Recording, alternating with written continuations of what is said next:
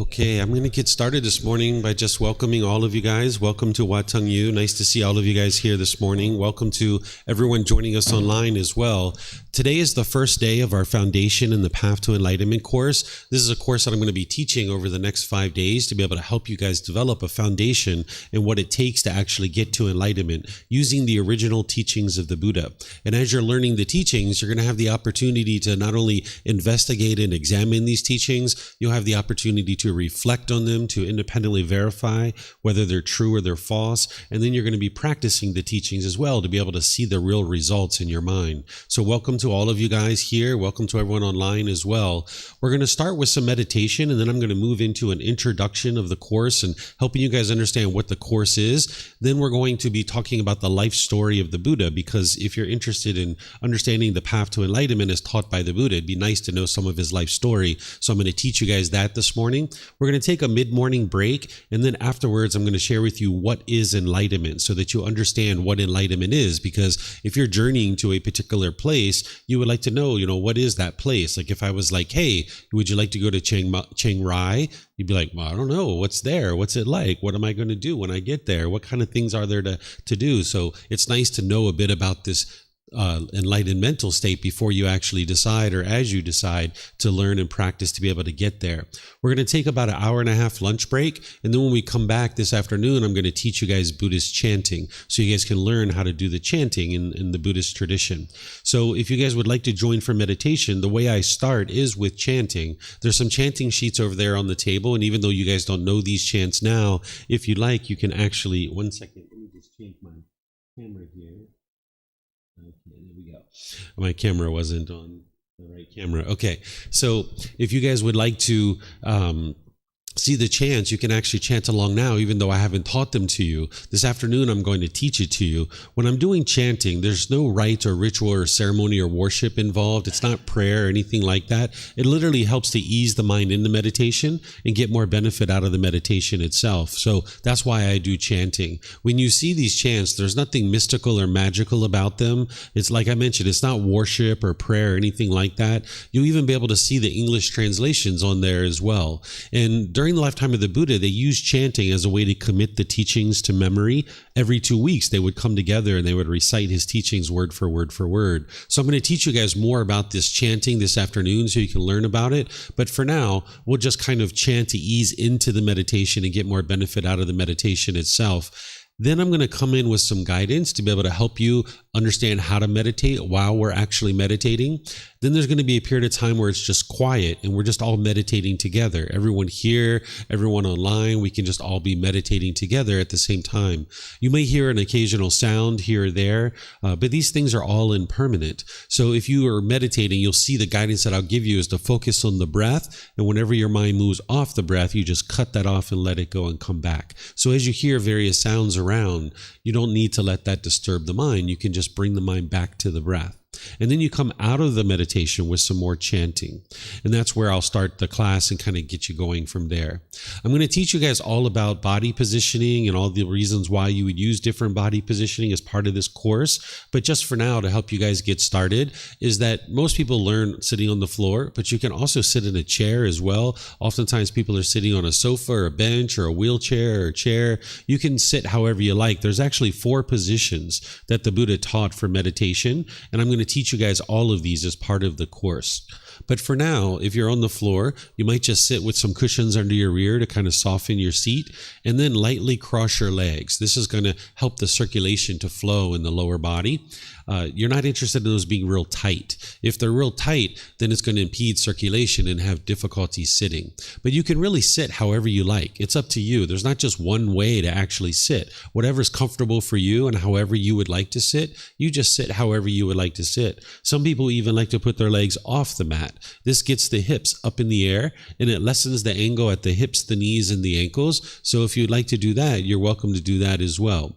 The hands and the arms, the Buddha put his right hand over his his left with his thumbs together, and he put this into his lap. So if you'd like to do this, you could, and some people find this comfortable. But again, it's not about everybody doing it exactly the same way. There's other options as well.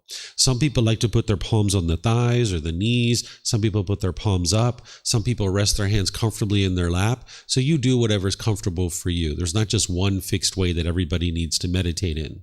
The upper body is helpful if you have it erect, whereas if you were slouched, the mind could be dull or lethargic or complacent. And if you were real rigid, the mind could be overactive or uptight. So by having the sternum up and the shoulders back, it'll keep the mind attentive and alert during the meditation. It'll also make it easy for you to breathe in through the nose and out through the nose. So if you'd like to join along again in the chanting, I'm going to start with that, and then I'll come back in with some guidance.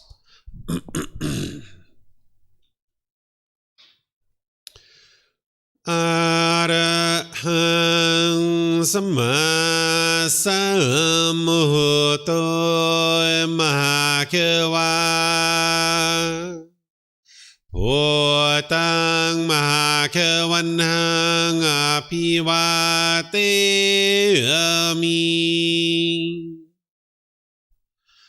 Savakato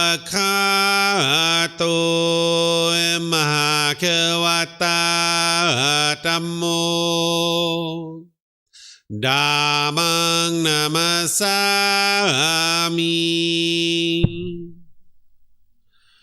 Supatipano Mahakavato Savaka Sangho Sanghang Namami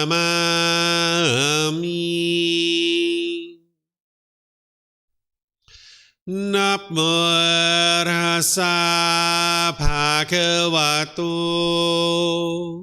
Arahato Samma Sambuddhassa Namo Rasa Bhagavato Arahato Samma Sambuddhassa Namo Rasa Bhagavato Arahato Samma Sambuddhassa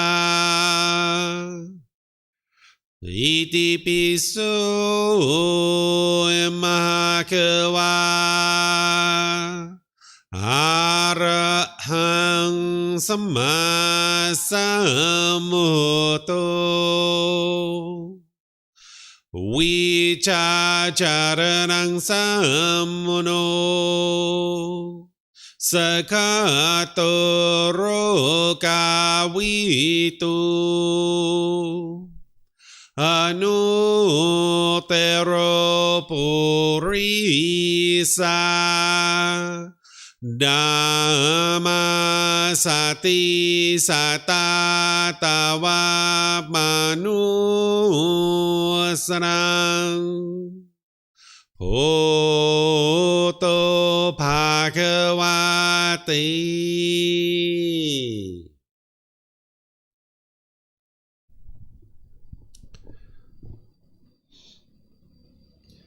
Okay, with the lower body and hands and arms comfortable, and the upper body erect,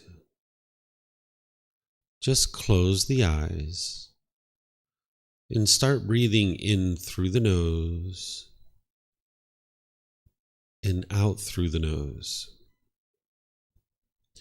Here you're just looking to establish the breath, a nice, natural, steady, consistent breath. Not forced or controlled, just a gradual inhale through the nose, experiencing the full breath. And then whenever you're ready, exhale out through the nose. Breathing in and out. Breathing in and out.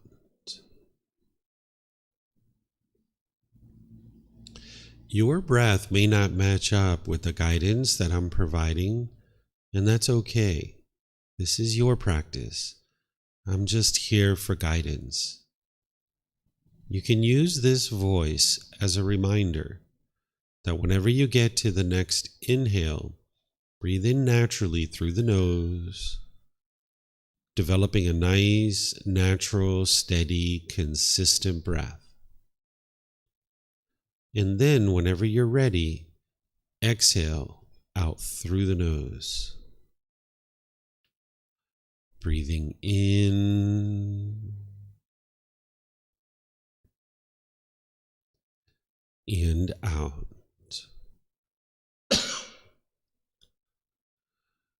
Breathing in and out. With the breath well established, start fixating the mind on the breath, either the sound of the breath coming into the nose or the sensation of air moving over the skin into the nose. The breath is the present moment. Fixate the mind on the breath, the present moment. Breathing in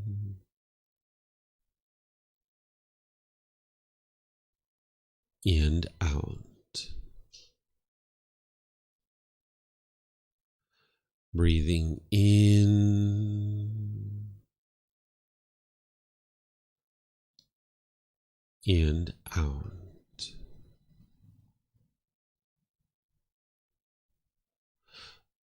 With the mind fixated on the breath, whenever you notice that it moves off the breath, cut that off, let it go, and come back to the breath, the present moment. No need to observe the thought, label it, judge it, analyze it, or even try to figure out where it's coming from. Whenever you notice that the mind is moved off the breath, cut that off, let it go, and come back to the breath, the present moment. Breathing in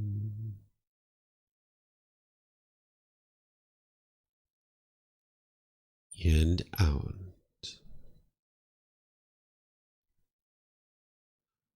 Breathing in and out. I'm going to be quiet now and let you do this work of focusing on the breath, cutting off and letting go anytime the mind moves off the breath. You have nowhere to go. There's nothing to do. No one needs you right now. This is your time to focus on the breath. Breathing in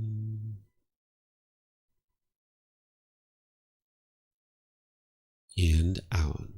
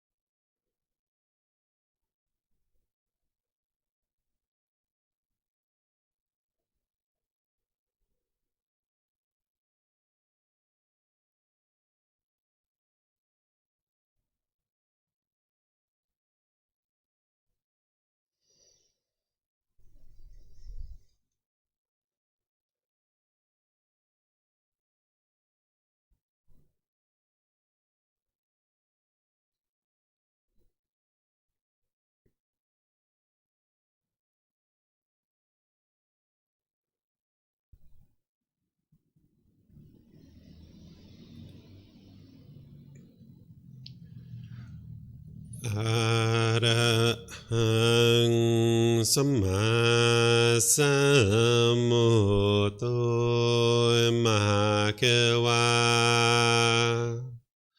โหตังมหาเกวันนังอภิวาเตมิสวากขาโตมหาเกวัตตาธัมโมธัมมังนามัสสามิสุปฏิปันโนมหาเกวัตโตสาวกสังโฆ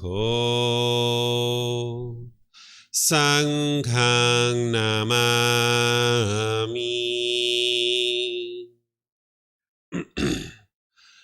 นะโมตัสสะภะคะวะโตอะระหะโตสัมมาสัมพุทธัสสะนะโมตัสสะภะคะวะโตอะระหะโตสัมมาสัมพุทธัสสะนะโมตัสสะภะคะวะโตอะระหะโตสัมมาสัมพุทธัสสะอิติปิโสมหาเกวาอะระหังสัมมาสัมพุทโธวิชาจารณังสัมมุโน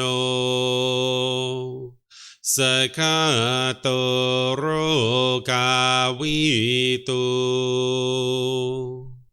อนุเตโรปุริสาธัมมาสติสัตตาตาวะมนุสนังโอโตภะคะวะติ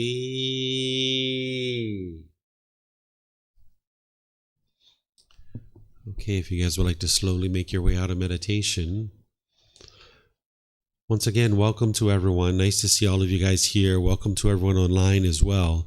This was just a short meditation here at the beginning of the course. What I'm going to be doing over the next 5 days is gradually expanding the amount of time that we're meditating, that by the time you get to the end of this course, you'll actually be meditating for 30 minutes during the meditation. But this one was just a short, brief meditation just to kind of get you going and headed in the direction of meditation and training of the mind. But you'll see that I'm gradually going to be expanding this over time. And then the same thing with the chanting. I'm going to teach you that this afternoon and slowly build you up piece by piece by piece.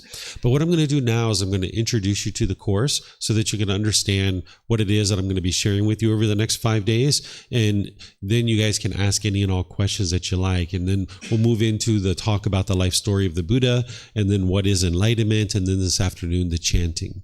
Okay, so here this is the title of the course, Foundation and the Path to Enlightenment, because you're going to be building a really strong foundation of the teachings of the Buddha and what it takes to move the mind to the enlightened mental state. No one here is going to be enlightened by the end of the 5 days, so don't worry about that. And if you were, outstanding, but it's going to take you some time, right? This is just building a foundation. You're going to be able to see the real possibilities of the teachings and starting to awaken to the wisdom of the teachings of the Buddha. I'm going to be starting class at 9 a.m. each morning, and then we'll go up to about 3 each day. Sometimes a little bit earlier we leave, sometimes a little bit later. It just depends, but generally this is the time frame that we usually meet for. In the course, the way it's structured is Today, of course, we're doing welcome and introducing the course. And then each morning, we're going to be starting with chanting and meditation. So you're going to get a chance to practice your chanting and meditation each morning and starting to building up your practice so that you kind of get into the swing of actually meditating each morning. Because this is what you're going to need once you leave here, is you're going to need to be able to meditate each day. So we'll be building that up starting this morning. In each day of the course, you'll be chanting and doing meditation. Then around 9:30, that's where I'm going to switch and I'm going to start sharing the teachings. I think about these as discussions. Oftentimes people refer to these as Dhamma talks. The word Dhamma in Pali, it means teachings. But if we were to say teachings talk, it doesn't quite sound, correct. So that's why I just think about these as discussions. It's not a sermon. It's not a lecture. It's none of that kind of stuff. It's just me sharing the teachings with you, helping you to be able to understand those teachings, kind of pointing out the teachings like a tour guide, helping you to be able to understand what the teachings are. And then you're doing the work to be able to learn them and reflect on them to independently verify them and then practice them to be able to train your mind. So that's what I'm going to be doing in the mornings starting at 9:30. Then we take a mid-morning break, usually somewhere around 10:30 to 10:45. Sometimes it goes up to 11, but it's usually around 10:30 that we take a mid-morning break. Give you guys a chance to stretch your legs, go out, get some snacks, do whatever you'd like to do, use the restroom, build relationships with people that are here, talk, have some conversations. So you'll have plenty of time to do that. We usually take a nice long 15-20 minute break, even sometimes 25-minute breaks. So we'll just see how it goes each time. And then we usually take lunch around 12, sometimes a little bit earlier, sometimes a little bit later. It's going to vary each day, but I'll let you know when we take lunch, what time we're coming back, because we generally start back up at 1:30. But again, sometimes a little bit earlier, sometimes a little bit later, but this is generally what we do. And when we start back at 1:30, what I'm usually doing is I'm teaching you guys about some practice, like today is going to be chanting, tomorrow is going to be meditation, Wednesday is going to be walking meditation. You're going to see that each afternoon I've structured it in a way to teach you meditation and actually do meditation in the afternoons as well. So you're going to get used to doing meditation twice a day, in the morning and in the afternoon here. And then if you'd like to do another one at home on your own, that would be wonderful that you get 3 meditations in per day. That's going to really create some nice progress in the mind. So then we're going to kind of finish up around 3 p.m. Again, sometimes a little bit later, maybe just a little bit earlier. It really just depends on what's going on in the day, but generally we finish right around 3 o'clock. Okay, and then that's going to happen for 4 days up until Thursday. On Friday, I invite you guys out to a field trip. You guys here and anybody that you come in contact with this week, if you'd like to invite people to this field trip, whether they're here in the course or not, everybody's welcome. What I do is I take you guys out to a forest temple, and then I take you to a temple on top of the mountain, because there's 2 different branches of Buddhist teachings here in Thailand, and these 2 different temples represent those 2 different types of teachings. And it's nice to visit these temples because I can teach you through the artwork, the architecture, and the symbolism of the temple. It's kind of like a classroom without walls. We kind of walk around and I kind of teach you about all these different things. So that way, when you visit temples, you'll understand the symbolism and what's going on at these places, so that it's not just, oh, wow, that's pretty, let me take a picture. Instead, there's actually real meaning behind the symbolism and what the architects and the crafts people are putting into the temples. There's actually real meaning behind it. So if you understand that meaning, your visits to temples can be that much more enjoyable. In fact, here in Thailand, if you kind of live in Chiang Mai and maybe you go to Phuket for a holiday, you're usually going to visit a couple of temples wherever you go in different regions of Thailand. It's kind of like where we in the USA might visit Disneyland. Here in Thailand, they actually visit temples and they go around and they support the temples and they look around. It's almost like a scavenger hunt, going into the temple and trying to see, like, what can I find? What kind of symbolism is here that can help me to be able to remember the teachings of the Buddha? And it's a really enjoyable activity. So you'll be able to experience that by going to these 2 temples. So that's from 9 a.m. We still get together at 9 a.m. And we usually get back here around 4:30 or 5.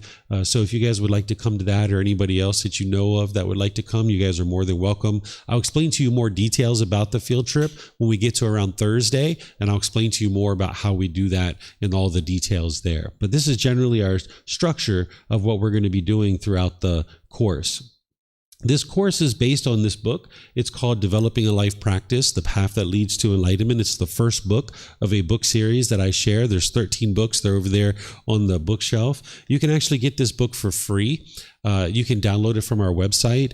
You can take it and go print it. There's printers around in Thailand and other places in the world. You can get printed versions here by just reimbursing us for the printing cost. Or if you have access to Amazon in your country, you can get it that way as well. The course is going to cover these particular chapters. It's not going to cover every chapter, but there's other programs that I teach that does cover every single chapter of the book. So in this course, we're going to be discussing chapter 3, 4, 5, 7, 8, 9, 10, 11, and 19. Those are the ones that I'm going to be sharing with you as the core central teachings that you need to know in order to really get started on the path to enlightenment. And as I mentioned, it's available in PDF, in Kindle, in print, and it really is helpful to acquire this book because there's certain things in the book that aren't in the class. And there's certain things that are in the class that aren't in the book. So the combination of the two things together, this is what's going to help you to get fully informed.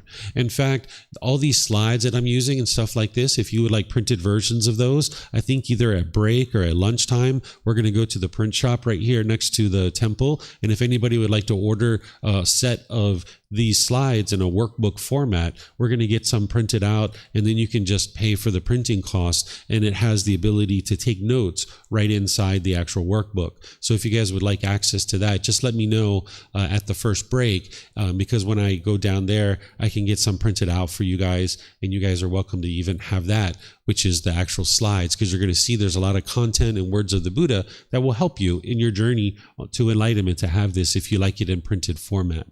Okay, so this is the book that we're using to guide us in this particular program. The things that you're going to be learning is, as I mentioned, the life story of the Buddha, because if you're going to take this journey to enlightenment, it's nice to know a bit about this person's life. So I'm going to share that with you here in a moment, where you can understand his life story that is documented in the original source teachings of the Buddha.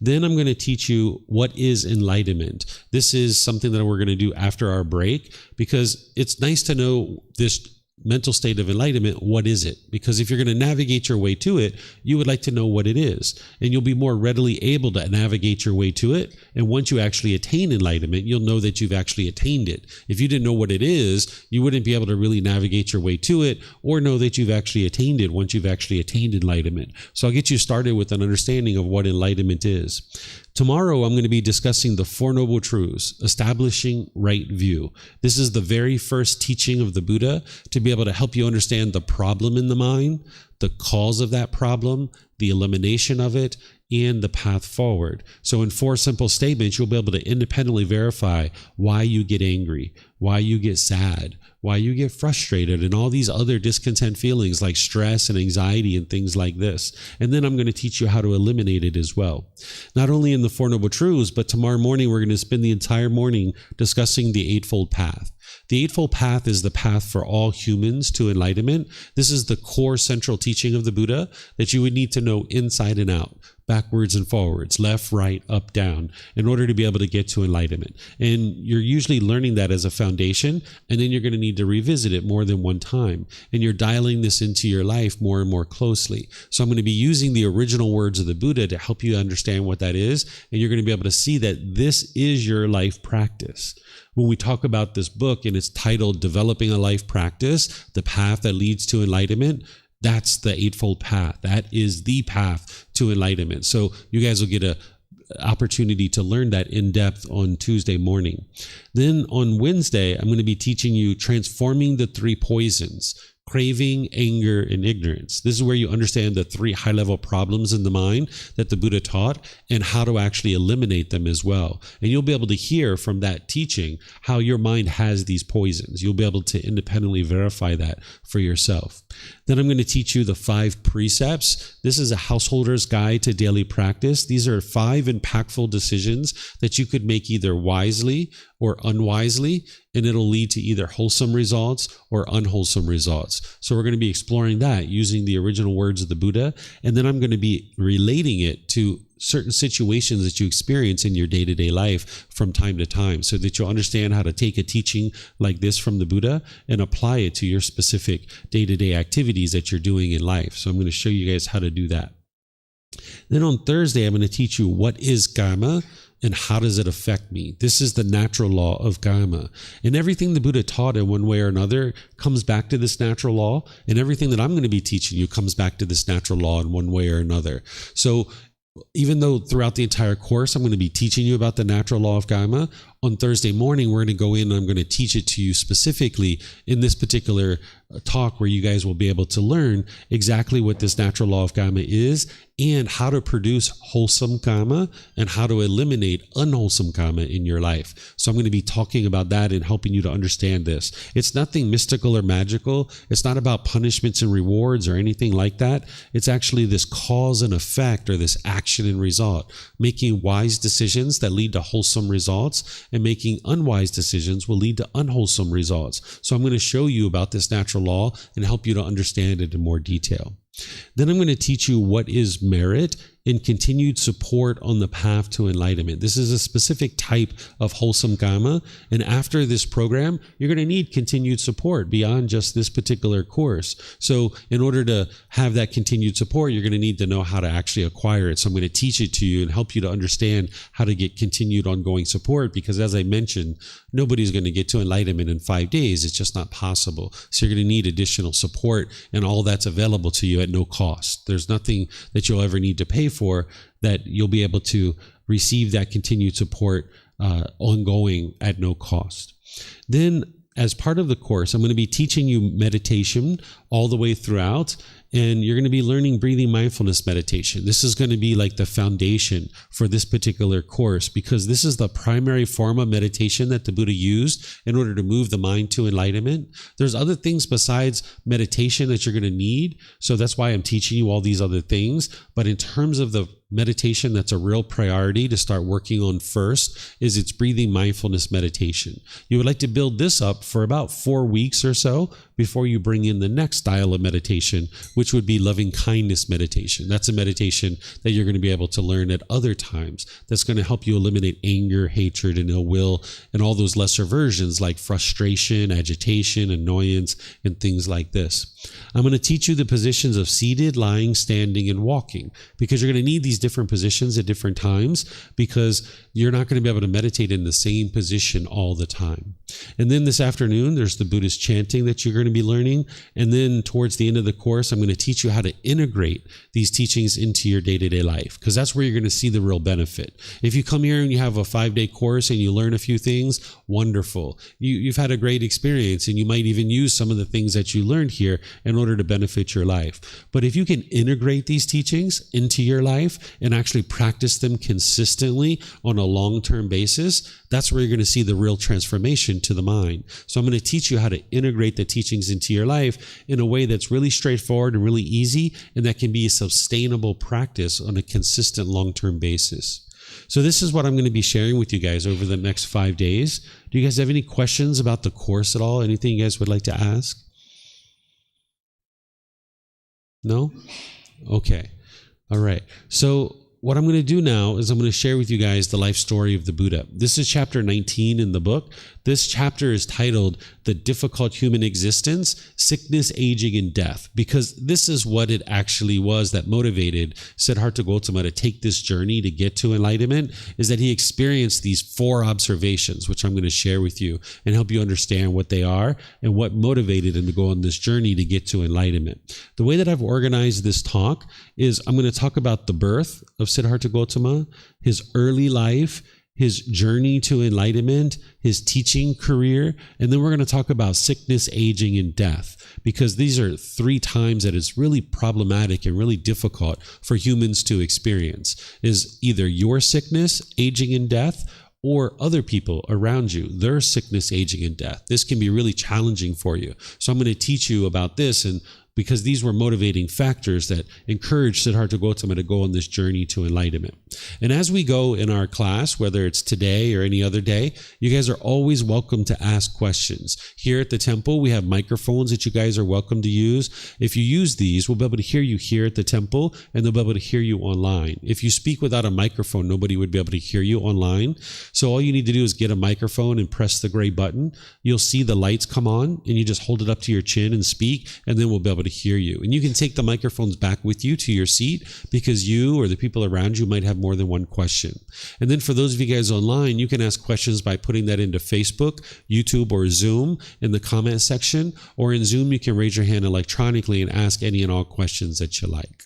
Okay, and then also, just so you guys know, there's a bathroom in the back of the room, the very last door on the right. If you would like to get up and use the restroom at any time, even though we have scheduled breaks, you guys are welcome to come and go as you please. As you see, there are some students here that have been studying with me for a while. They sometimes just come for meditation, just to meditate, and then they leave, and that's it. So you guys are always welcome to come and go as you please. Whatever I can do to help you, whether it's providing you an opportunity to meditate or whatever it is. I've even had some students come here and sleep the whole class because they're having difficulties at home sleeping. So they come here and they've actually slept throughout the day, and they feel really comfortable to sleep here. So whatever you need from this environment, you can use it. So there's a bathroom in the back of the room. There's one outside the classroom. If you go outside to the parking lot, you'll see the signs that take you around to the main temple bathroom. So there's a male and female bathroom, very large bathrooms over there. We even have water, and sometimes there's even snacks and juices and things like that show up over here that you guys are welcome to help yourself too. So make yourself comfortable throughout the week that you're here. So talking about Siddhartha Gotama's birth, he was born in a place that we refer to as Nepal. That's what we refer to it today. At that time, it wasn't referred to in that way. He was born to a royal family. His mother was a queen. And when he was born, his mother, of course, was living with the father, the king. But during this time frame, what they would do is when the woman was getting ready to deliver the baby, they would take the mother back home to her homeland. So the king organized a caravan to bring together some people to take her home to her homeland to be able to have the child. And on this journey to the homeland, she goes into labor.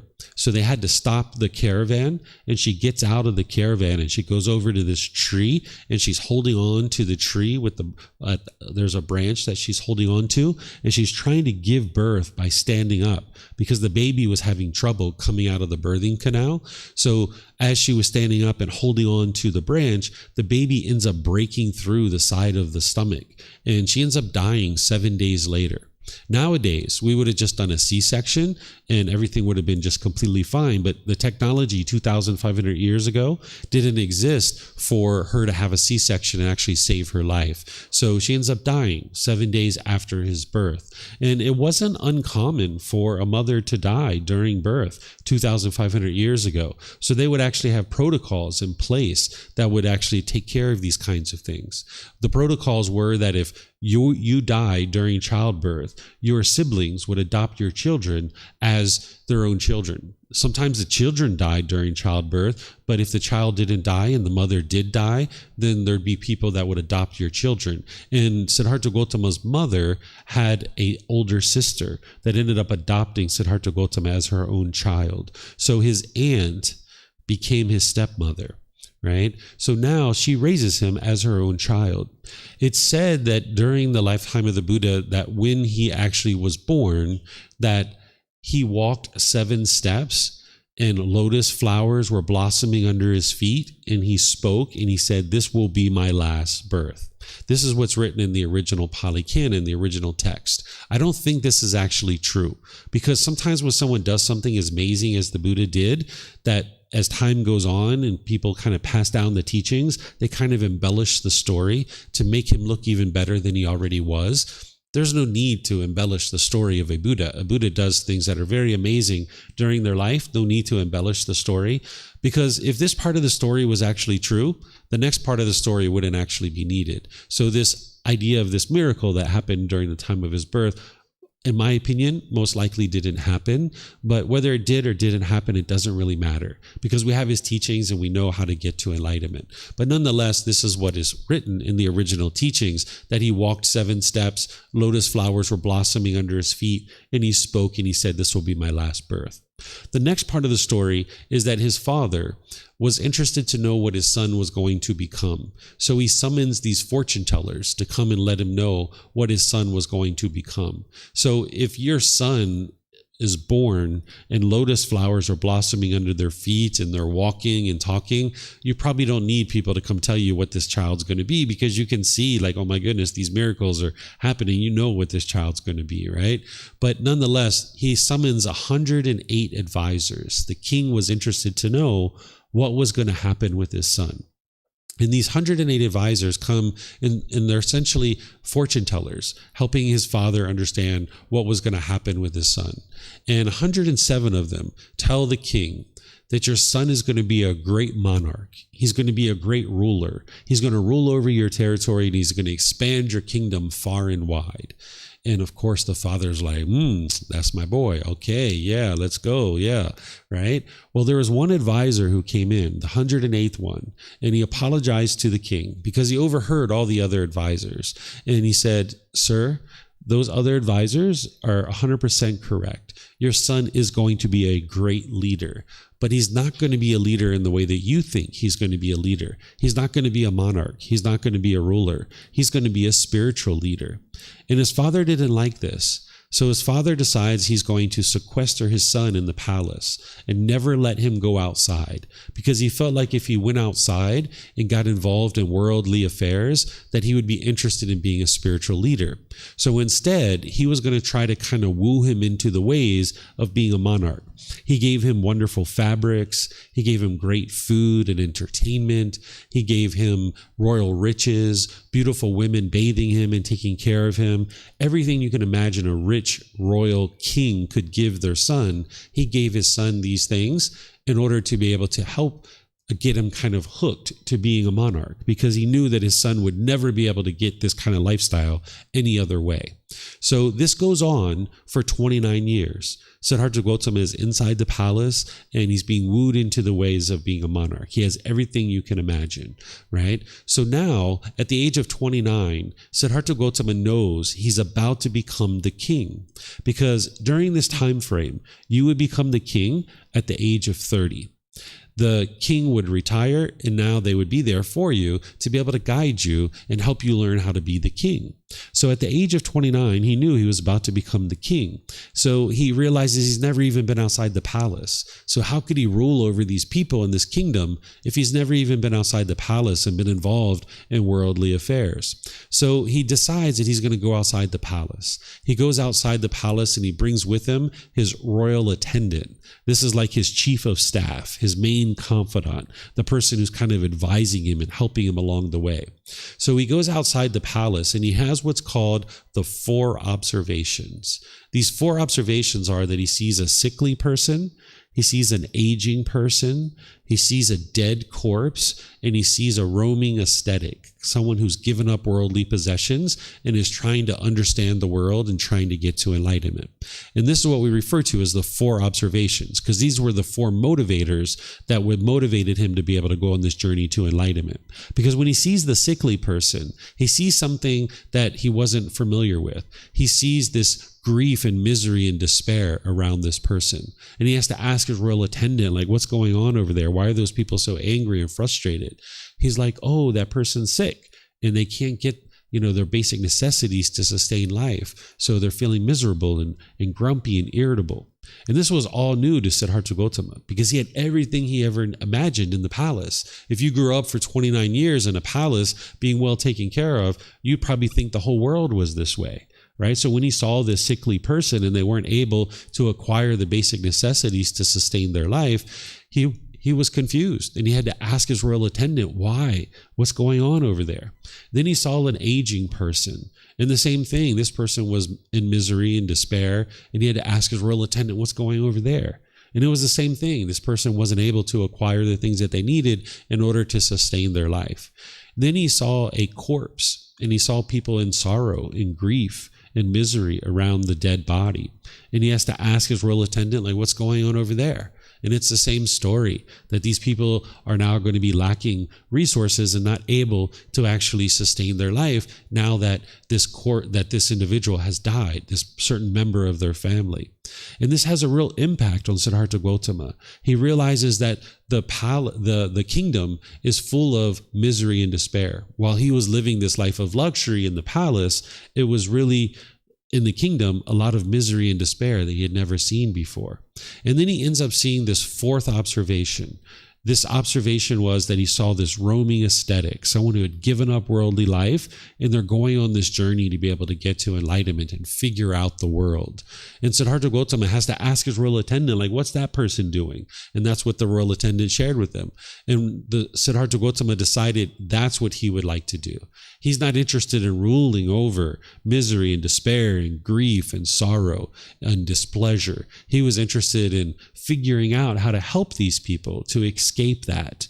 So he decides that he's going to leave the royal palace and go on this journey to be able to figure out how to get to enlightenment and how to train the mind and how to help these people out of their misery. So he goes back to the palace, and at this time he has a wife and he has a young child, an infant child. They're sleeping, and rather than waking them up, he decides to leave in the middle of the night because he didn't understand the human mind as well as he did once he became enlightened, but he understood it enough that he felt like if he said goodbye, if he hugged them and kissed them, that he wouldn't be able to leave, that he wouldn't be able to let go and move on and kind of go do this journey. So he decides to just leave in the middle of the night without them being aware. And then what he does is he takes with him his horse, and he takes with him his royal attendant. So his favorite horse and his royal attendant go with him. And now as he leaves, he gets to a point where he decides to turn them loose, that he lets his horse go. He tells his royal attendant that you've been great. Thank you for everything you've done. You can leave now. And he also cuts off his hair. At this time, they grew this very long, beautiful hair for the royal family, because us commoners who were out in the fields working laborious jobs, we wouldn't be able to have this long, beautiful flowing hair. So when you went out into the kingdom, if you had long, beautiful flowing hair, they knew you were a member of the royal family. But for those that weren't part of the royal family, we couldn't have that long, beautiful flowing hair because our hair would get knotted and tangled up and dirty. We wouldn't be able to take care of it. But the royal family had servants to be able to detangle their hair, shampoo their hair, take care of their hair. And now when they went out into the kingdom, people would know that this is a member of the royal family. Where today what we do is we just take pictures of the king and the queen and we just put them all over the kingdom, and then everybody knows who the king and the queen is. But that technology didn't exist 2,500 years ago. So that's why this long, beautiful hair was grown in order to kind of acknowledge who was a member of the royal family. So cutting off his hair was like, I'm never going back, right? I'm never going back to assume the throne again, because nobody would ever believe that he was the king, because he had been growing this hair for 29 years. And if he cut off his hair, then people wouldn't ever believe that he was an actual king, right? So cutting off his hair does other things for you too. And this is why we cut off our hair today. You don't have to cut off your hair in order to get to enlightenment. But if you do, there's certain benefits in having done so, which you guys can learn at different times if you like. So after he cuts off his hair, he ends up taking up training with two individual teachers. There's two teachers that were claiming that they had gotten to enlightenment. And there were other teachers too that were claiming that they had gotten to enlightenment. So he takes up training with this one particular teacher. And this teacher is teaching him to lay on beds of nails, to hang himself upside down from trees, to pierce his body with metal implements, to starve himself. Because the thought was that if you could cause physical pain to the body and your mind could overcome that then you would be able to get to enlightenment. So he does this for an entire year. And this teacher comes to him and says, you've mastered my teachings. You can now share my teachings. And Siddhartha Gotama realized after 1 year and having mastered these teachings, his mind wasn't any more peaceful than it was when it was in the palace. So he decides to leave from that teacher and go take up training with another teacher. And now he stays with this teacher for an entire year. And this teacher does the same thing, teaching him to hang himself upside down from trees, starve himself, lay on beds of nails, things like this. And at the end of the year, that teacher said, hey, you've mastered my teachings. Now you can share my teachings. And Siddhartha Gotama realized his mind wasn't any more peaceful than it was when he was back in the palace. So after 2 years, He feels like he has wasted his time and he's frustrated, and he decides to leave away from these teachers, and he goes off on his own in the jungle, and he stays in the jungle and in the forest, and he starts training his mind. But initially, that's not what he was doing, because initially when he went into the forest and the jungle, all he knew was the things that the people had taught him, those previous two teachers. So he continued to do those things. He continued to cause harm to the body when he initially went into the forest. He took this so far that he was only eating 1 grain of rice per day. And he was pretty much on death's doorstep that he was doing this for so long, that his ribs were protruding, his facial bones were protruding. He didn't really have any meat on his bones. He was essentially skin and bones. He was basically on death's doorstep. And he happened to be meditating on the edge of the forest, and there was this mother and a young daughter who comes by, and they see what he's doing, and they see the way he looks, and they realize that he's about to die. So they beg and they plead with him to eat some rice. And he reluctantly accepts this rice, and he starts to eat this rice. And he has a realization in this moment. He realizes that when he was in the palace, that he was living this life of luxury and sensual pleasures. He had everything you could ever imagine. But then when he left the royal palace, he went all the way to the other side, where he was disparaging the body and eating 1 grain of rice per day. And he realizes that neither side actually leads to enlightenment. So he started to develop what's called the middle way. He eventually talks about this later when he starts teaching as like a musical instrument, that if a musical instrument is tuned too tight, like a stringed instrument, if it's tuned too tight and you pluck the strings, it doesn't play beautiful music. But also if the string is too loose and you pluck that, it doesn't play beautiful music. It doesn't play the way the instrument was intended to play. And he realizes that the mind is the same way. That if you hold on to things too tight, it doesn't perform optimally, but if you're too loose, it doesn't perform optimally there either. So he starts to strike up and starts to figure out this middle way. And that's the Eightfold Path. That's what he teaches as the middle way. But it takes him a total of 6 years to essentially train his mind to get to this enlightened mental state. And when he gets to this enlightened mental state, he knows that his mind is enlightened because the mind is peaceful, it's calm, it's serene, it's content with joy. It's a permanent mental state where you no longer experience any discontent feelings. All the anger and sadness and frustration, agitation, annoyance, guilt, shame, fear, stress, anxiety, loneliness, boredom, shyness, resentment, jealousy, even the slightest displeasure is eliminated from the enlightened mind. So he knows he's attained this mental state. And there's other qualities as well, which I'm going to talk about after our break to help you guys understand what enlightenment is. But there's other qualities as well that he knows his mind is enlightened and he figured it out by himself. So these are the criteria of what makes a Buddha, is that they get to enlightenment by themselves. They then dedicate the rest of their life to sharing their independently discovered teachings with countless people, and countless people get to enlightenment during that time frame. Then they preserve their teachings in such a way that after their death, countless more people get to enlightenment after that person's death. So he meets these 3 criteria over the course of his life and after his death. So he ultimately gets to enlightenment, and he decides that he's going to go to this tree, which is in northeast India, and he hangs out at this tree for 7 weeks to decide whether or not he's going to share his teachings or not, because he knew his teachings were so radically different than what anybody else was teaching at the time.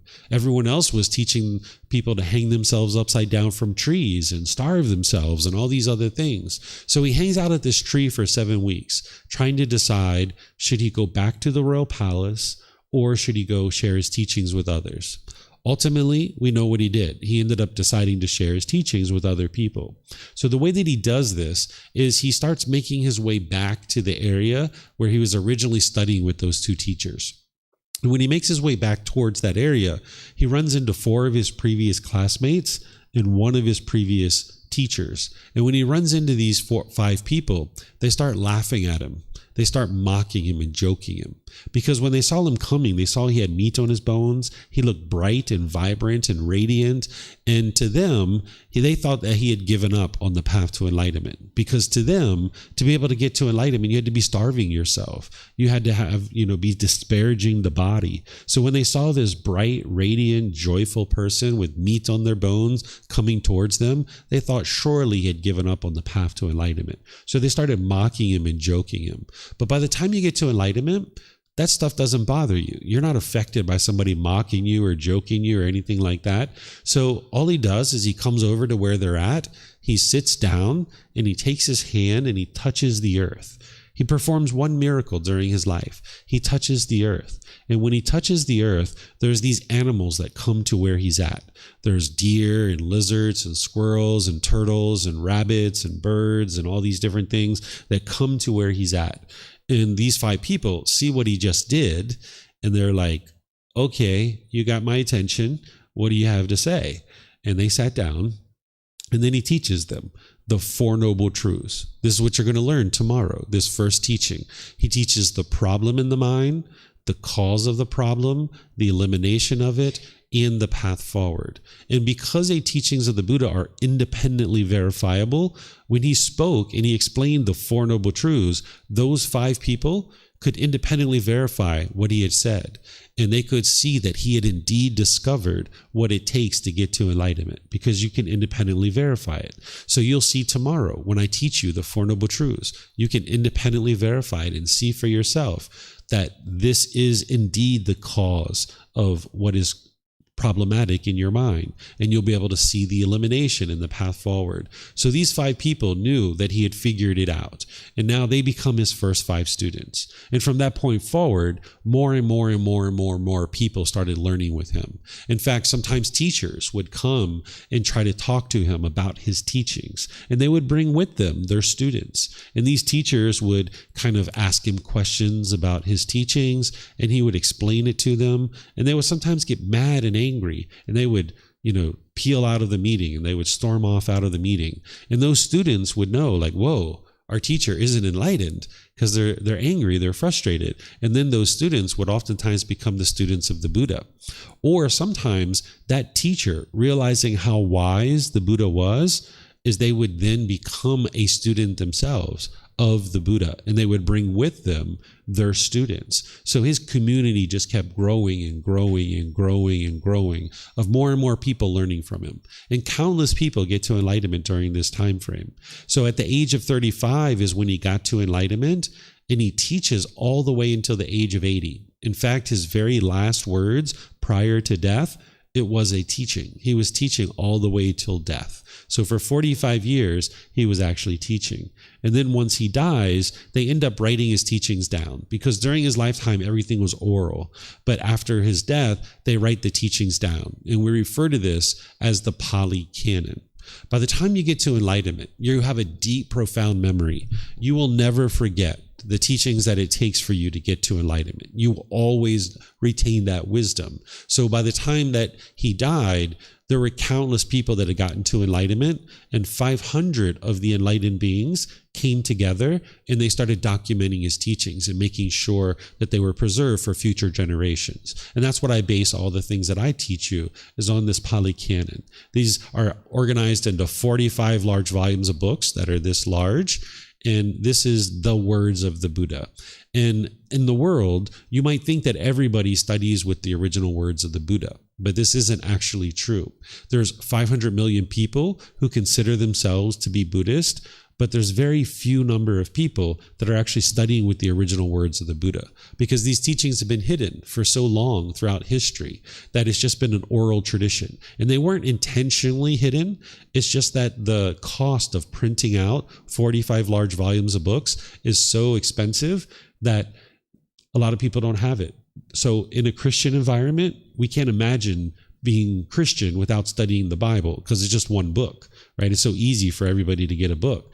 But here in Thailand, if you were to print out the entire set of Pali Canon, it would be about 3 months of your salary. And you probably don't own any book collections worth 3 months of your salary. So the average Thai person doesn't have access to the original Pali Canon, and even the average temple doesn't have access to it. But what we've done with this book series is we've consolidated it down into 13 books, and then we make it available for free. That's why the title of this book series is The Words of the Buddha, The Path to Enlightenment, Revealing the Hidden, right? Because we're revealing these hidden teachings, and we're doing it in a way that everybody can get access to it. If somebody has access to the internet, they can get access to these teachings all over the world. I've been to over 200 temples in my life, and I've only ever been to one temple that uses the original words of the Buddha as a basis of their teachings. That's less than 1%. Right? So this is why you see so many misunderstandings in the world, is that people aren't basing their original teachings on the original words of the Buddha. But everything you learn here, it's going to be based on the original words of the Buddha. And you'll be able to learn it, you'll be able to reflect on it, to independently verify it, and you'll be able to practice it in order to be able to see the results. And this is where you'll see the real improvement to the condition of your mind in your life, to the point where ultimately, if you get to enlightenment, your mind will be completely peaceful and joyful permanently. So the Buddha's teaching career goes on for all those years, 45 years. He dies at the age of 80, and now his teachings spread all throughout the world. It's been over 2,500 years since he actually died, okay? And now we preserve his teachings and we share his teachings in a way that you can actually get to enlightenment today. There's no reason why you can't. You have access to his teachings, you're part of a community, you have a teacher to be able to help you. It's just your own learning, your own dedication, your own determination, your own diligence. It's going to determine whether you actually get to enlightenment or not. This sickness, aging, and death is something that really impacted Siddhartha Gotama on his journey to be able to then decide to actually go get to enlightenment. When he saw this sickness, aging, and death, it really had an impact on his mind, because he saw all this disgruntledness, all this despair, all this displeasure and sorrow and misery. And he ultimately comes to understand the problem. What he understood was that because the mind craves permanent health, that when the body is sick, the mind doesn't like that. The mind craves permanent health. So when the body is sick and you're experiencing this impermanence of the body, the mind craving permanence, it's uncomfortable and it has displeasure during this period of time. The same thing with aging, that when the mind is experiencing the craving for youthfulness and the mind wants to be youthful permanently, when you experience aging of the body, this is just change of the body. And the mind doesn't understand change. It doesn't understand the universal truth of impermanence, which you guys are going to understand tomorrow. That the mind is craving permanent youthfulness. So when you experience aging and you get wrinkles, you get gray hair, you start losing your hair, you start not being able to move through the world as easily, you start feeling aches and pains, the mind doesn't like this. So it experiences this grief and despair and displeasure during this time frame. And then the same thing with death, is that the mind craves permanent existence, that the mind wants to be in existence permanently, and it's holding on to all these relationships and these material possessions, and the mind wants these things to be permanent. And now when you're getting close to death, or people around you are getting close to death, with that craving for permanence, but yet you're experiencing impermanence, change, the mind doesn't like that. You're going to learn more about this tomorrow. But the Buddha ultimately discovers what is causing the displeasure during these period of time. And he also discovers the reason why these things are actually occurring. The reason why we experience sickness, aging, and death is because of birth. Because we were born, we experience sickness, aging, and death. There's just no way around that. That if there's birth, there's going to be sickness, aging, and death. So by training your mind and getting to enlightenment, not only is your mind peaceful and joyful permanently, but an individual isn't going to experience birth over and over and over again. This class, we don't really talk about the cycle of rebirth very much. It's something that you could just set to the side. But just understand that underlying a lot of the things that the Buddha taught is this cycle of rebirth. And you can actually independently verify the cycle of rebirth. You may not have the wisdom of how to do that right now, but if you journey on this path, by the time you get to volume 11 of our book series, I show you how to independently verify the cycle of rebirth. But what's happened in the past, it's in the past. It doesn't matter right now. What may or may not happen in the future, it's in the future. It doesn't matter right now. What matters is right now, you're in this human existence and your mind is discontent. And if you're interested in learning how to solve that and eliminate that, that's where the teachings of the Buddha come in. So this cycle of rebirth, while it's definitely something the Buddha taught, and it's something you would need to learn at some point, it's not something that I teach in a foundational class. But just understand that that's part of what the Buddha taught, and there's specific reasons why he taught it. And this is kind of underlying a lot of the things that the Buddha is teaching, because if you keep coming back into the world over and over and over again, then you're going to keep experiencing the same grief and despair and sorrow and displeasure over and over and over again. But you can escape that in this life and see that your mind is actually moving closer and closer to this enlightened mental state. So the Buddha's teachings are very unique, that it's not about a bunch of beliefs and believing something and then hoping something good happens when you die.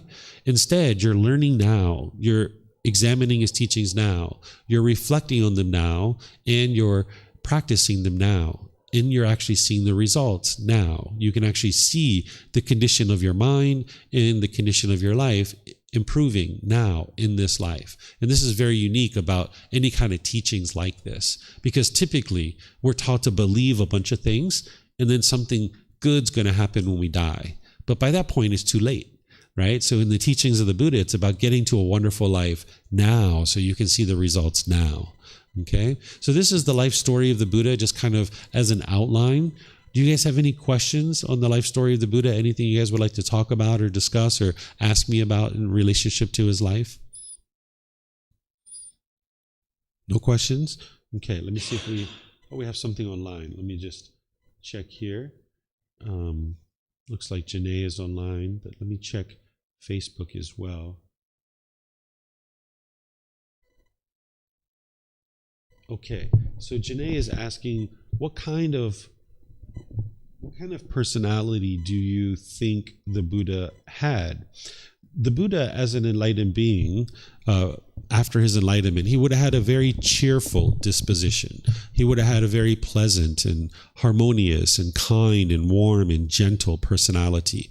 Every enlightened being is going to have a uniquenesses about their personality. It's not about everybody functioning exactly the same way, but in order to be a Buddha would have a very warm, gentle, loving, generous disposition, a very cheerful, very bright way, very jovial as well. So this is the way that a Buddha would function in the world. But every enlightened being will have those same qualities to a certain degree. But the certain characteristics that somebody has, or certain interests or goals, as an enlightened being, every enlightened being is going to have different interests and different goals. Every enlightened being is not going to be a teacher. Right? There's going to be some people who do decide to teach the teachings, but there's also going to be enlightened taxi drivers or massage therapists or politicians or business owners and people like this. The more people who in the world that are enlightened, the world's just going to function better and better and better. But each individual, even though they'll be doing different things and have different characteristic and different personality, they're going to tend to have these same qualities that you will see: that cheerful disposition, the peacefulness, the calm, the joy. The mind's going to be uplifted, bright, and radiant. You're going to see a jovial personality where the person can easily smile and laugh and have fun, and they're unaffected by anything that's going on in the world. If there's something in the world that is harmful or difficult for others, maybe somebody's struggling with a natural disaster or a war or something like this, an individual who's enlightened wouldn't struggle with those same things, where an unenlightened being might struggle and have difficulties in those kinds of situations. So thanks for your question, Janae. Okay, so I don't see... Oh, you have a question? Yes, ma'am. If you could get a microphone, that'd be great. And as I mentioned, you guys can take those back to your seats with you, because you might have more than one question at different times.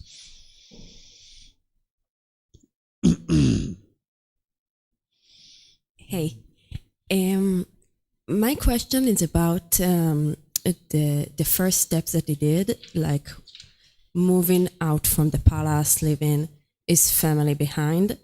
And after that, he didn't return to his family or something like this. And I see again and again the motive of having a family or having love in life, that it's a missing part for me. Like, I want to maybe understand more the dichotomic between being in this mind but not having love, family, and why is it like this? Yeah, it's actually a myth that the Buddha didn't return to his family. I don't usually include it as part of the story. Sometimes I do, sometimes I don't. But he actually did return to his family.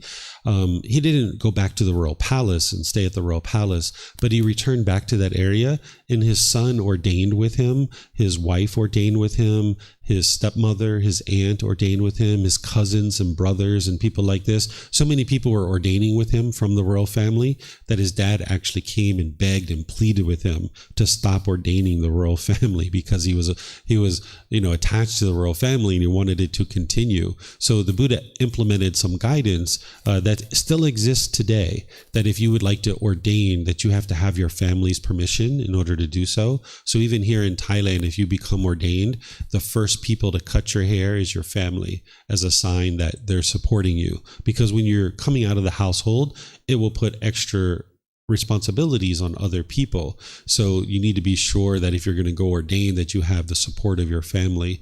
So the Buddha did go back to his family, and they all ordained, or a lot of them ordained with him to be able to get to enlightenment. And they got to enlightenment. His son, his wife, his stepmother, all these people were getting to enlightenment.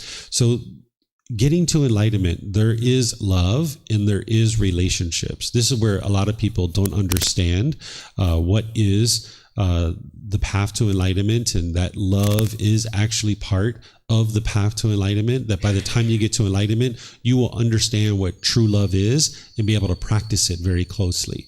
What people have that is masquerading as love is something called craving, desire, attachment. We're going to talk about this tomorrow as part of our class. People are misunderstanding love in the world today, and they think that love hurts, and they think it's very painful, because if you have a relationship and you break up, you might feel sad or miserable. Or if grandma and grandpa dies, you might feel miserable or sad, and you think that that's your love that's causing that, but it's not actually love that's causing those painful feelings. So there's another course that I teach, another class. It's actually in this first book. It's chapter 15, where I teach about true love, which is unconditional love, to understand how to love without expectations. And this is what's going to actually promote harmonious relationships in your life. So it's part of your journey to enlightenment that you're going to need to understand what is true love, and you're going to need to be able to practice it in all your relationships. Because if you're not practicing true love, you're not going to be able to have harmonious relationships. So love is a key part of the path to enlightenment, but you need to understand what that is and how to practice it, because this is what's going to antidote the anger, the frustration, the agitation, the annoyance. By the time you get to enlightenment, you don't even have the slightest dislike towards another being. Like right now, if you dislike somebody, it's actually coming from your own mind, that you're wanting this person to be a certain way. And if they're that way, you like them. And if they're not that way, you dislike them. It's coming from your own expectations in your mind. And you can get to a point where you don't have that any longer. And this is part of practicing true love, that you love somebody as they are. It doesn't mean you agree with what they're doing and how they're doing it. It doesn't mean you agree with the decisions that they make, but you can love the person while disagreeing with their decisions and their choices, right? So this is something you'll need to learn, but it's definitely part of the path. And I usually spend a good hour and a half talking about it to help people understand it as part of the Harmony of Relationships course. And it's been recorded many times, so you can watch it on our YouTube channel, and you can read it in the book in chapter 15. Mm-hmm. Okay, so what we're going to do is, now it's basically 10:25.